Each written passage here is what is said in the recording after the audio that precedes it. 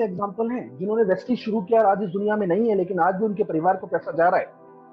शायद आप में से बहुत कम लोगों ने इनका नाम सुना हो। इनका नाम है मिसेस स्नेहलता मिश्रा मैडम। इनको आपने बहुत कम लोगों ने देखा होगा, शायद कुछ लोगों ने देखा भी हो। अगर आप इनको देखना चाहते हैं तो लीडिंग लेडी बुक में इनकी फोटो लगी है। ये काम कभी इन्होंने नहीं किया। ये काम बिल्कुल इनके लिए वैसा ही था जैसे लोग आपको कहते हैं। कई लोग आपको समझाते होंगे और कई लोग आपको कहते होंगे ये तो चेन बनाने वाला काम है, ये करोगे बर्बाद हो जाओगे, बेकार का काम है, पागलों का काम है। कई प्रकार से लोग आपको कई प्रकार की बातें आपके दिमाग में डालते हैं। और ठीक यही बातें ये कहा करती थी अपने हस्बैंड को, जिन्होंने ये काम शुरू किया। इनका नाम था प्रकाश शंकर मिश्रा जी। आज ये हमारे बीच इस दुनिया में नहीं है। इन्होंने एक काम शुरू किया अपने रिटायरमेंट के बाद। ये गवर्नमेंट एम्प्लॉय थे, रिटायर हुए। रिटायर होने के बाद इन्होंने ये काम करना शुरू किया। इनके 2 बेटे हैं, दोनों पेशे से सॉफ्टवेयर इंजीनियर हैं। एक अमेरिका में सेटल्ड है, एक पुणे में सेटल्ड है। बोथ आर वेल ऑफ, दोनों वेल ऑफ हैं, वेल सेटल्ड हैं। तो मैडम ने कहना शुरू कर दिया ये फालतू का काम करने की जरूरत क्या है, तुम्हारे दोनों बच्चे सेटल हैं, पेंशन आ रही है, जिंदगी इतनी कट गई है, अब जिंदगी आराम से जियो, ये फालतू का काम मत करो, बर्बाद हो जाओ। लेकिन सर मैडम को हमेशा एक ही बात कहा करते थे, ये काम मैं इसलिए नहीं करता कि मुझे अपना खर्चा चलाना है, ये काम मैं इसलिए करता हूँ कि मुझे अपना सपना पूरा करना है। और उनका सपना था लखनऊ में अपना खुद का एक बंगला बनवाना। काम करते रहे करते रहे करते रहे, तो एक टाइम ऐसा आया कि इनका चेक 50 से 55 हजार रुपए के बीच में हो गया। लेकिन मैडम इनको कहती रही ये फालतू का काम है, ये काम करोगे तो बर्बाद हो जाओगे। लोग आपको भी कहते हैं ये काम करोगे तो बर्बाद हो जाओगे। लोग आपको भी यही कहते होंगे ये काम करोगे तो बर्बाद हो जाओगे। लेकिन जरा आप मुझे ये बात बताइए, लोग आपको कहते हैं ये काम करोगे तो बर्बाद हो जाओगे, बर्बाद होने के लिए कोई शर्त होती है? कोई शर्त होती है? कोई शर्त होती है बर्बाद होने के लिए? आप कहेंगे नहीं, कुछ कहेंगे हाँ, लेकिन बर्बाद होने के लिए शर्त होती है। सबसे पहली शर्त होती है, बर्बाद कौन होगा? जो पहले से आबाद होगा। आबाद हम हैं नहीं, बर्बाद हम प्रॉपर हो रहे हैं। कभी आपने किसी न्यूज हेडलाइन में या कभी किसी टीवी चैनल पर ब्रेकिंग न्यूज को देखा, एक बर्बाद आदमी बर्बाद हो गया? कभी सुना आपने? आबाद हम हैं नहीं, बर्बाद हम प्रॉपर हो रहे हैं। कैसी बर्बादी है? जब हम आबाद ही नहीं है तो बर्बाद हम कैसे होंगे? तो आज इस बर्बादी को मैं जड़ से खत्म करना चाहता हूँ। जो लोग आपको कहते हैं ये काम करोगे तो बर्बाद हो जाओगे, तो पहली शर्त, बर्बाद तो वो होगा जो पहले से आबाद होगा। दूसरी चीज, बर्बादी होने के लिए बर्बाद कौन होगा? जो कुछ लगाएगा तभी तो बर्बाद होगा। जो कुछ लगाएगा तभी तो बर्बाद होगा। तो जरा सोचकर बताइए, जो कुछ लगाएगा तभी तो बर्बाद होगा।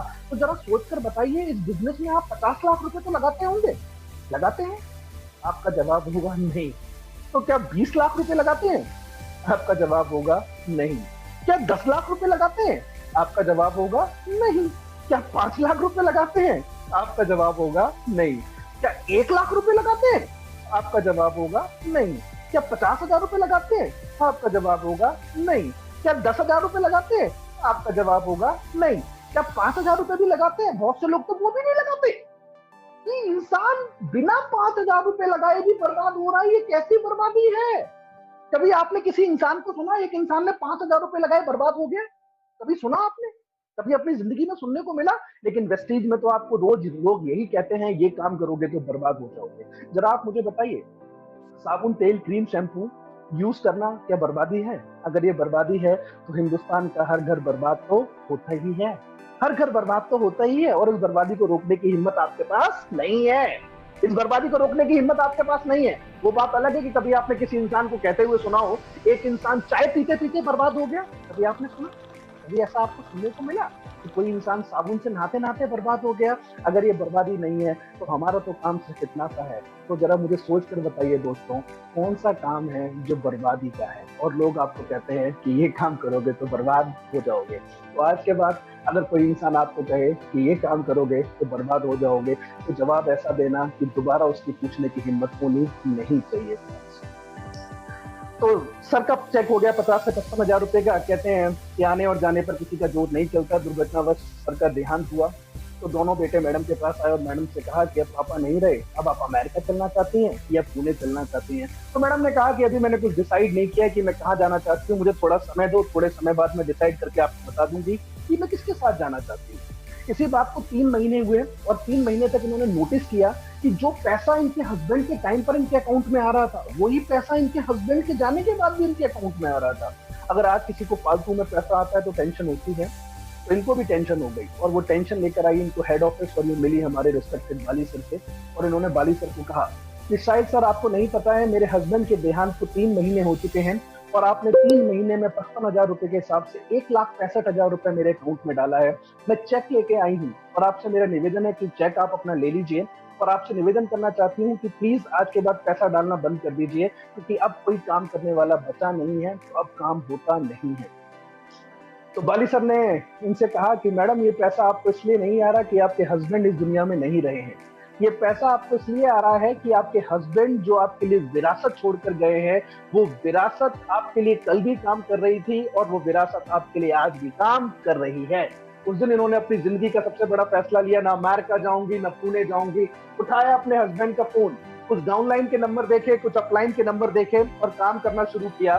जो कारवां चला था 50 से 55,000 रुपए के बीच में, आज वही मैडम ऑन एन एवरेज कमाती हैं 4 से 5 लाख रुपए का चेक ऑन एन एवरेज कमाती है। तो आज ये 3 सवाल अपने आप से आपको पूछने हैं। अगर आपका जवाब है नहीं, तो आपको वेस्टीज करना चाहिए, आपको वेस्टीज करना चाहिए।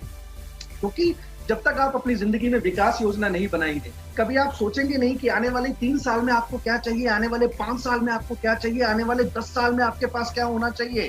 कि जब आप रिटायर होंगे, जो आज मेरे में और आप में क्षमता है काम करने की, ये पूरी जिंदगी नहीं रहने वाली। एक टाइम तो ऐसा भी आएगा कि हम भी रिटायर हो जाएंगे। वो रिटायरमेंट आपका कैसा होना चाहिए, वो रिटायरमेंट में क्या चीजें आपके पास होनी चाहिए, ये आपको सोचने की जरूरत आज है। क्योंकि जो आपने अब तक किया उसका रिजल्ट आज आपको मिल रहा है, जो अब आप करेंगे उसका रिजल्ट आपको आगे मिलेगा फ्रेंड्स।